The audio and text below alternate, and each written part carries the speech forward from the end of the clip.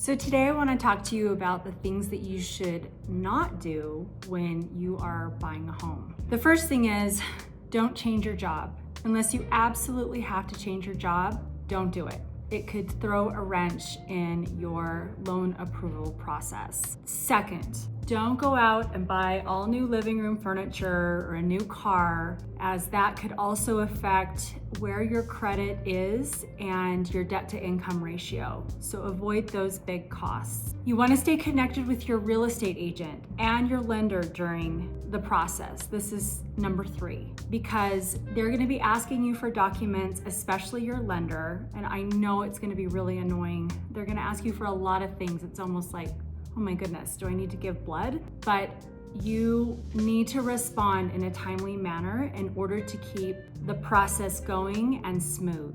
4, don't switch banks. Don't move money around. A lot of times, if you've received, say, a gift from your parents of money for Christmas, that money may need to be seasoned before you are able to make that money kind of legitimate during your loan process. 5, don't have any late payments. Don't make any late payments on your car or if you have credit cards, because that will affect your ability to purchase a home. It could even bring your credit down several points. Don't co-sign any loans. This is number 6.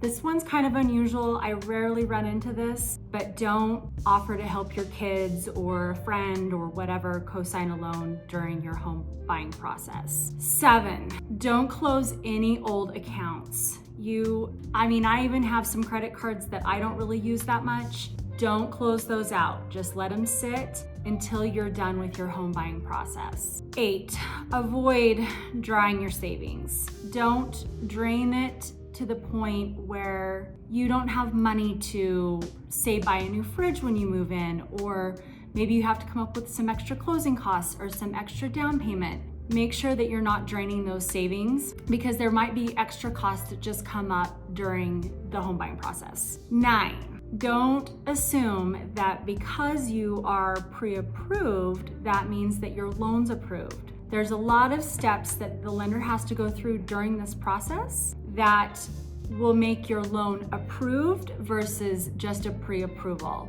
Pre-approvals are generally pretty good, but you definitely want to get to the point where your lender says, okay, you're fully approved. And your agent and your lender will be talking to you through this process.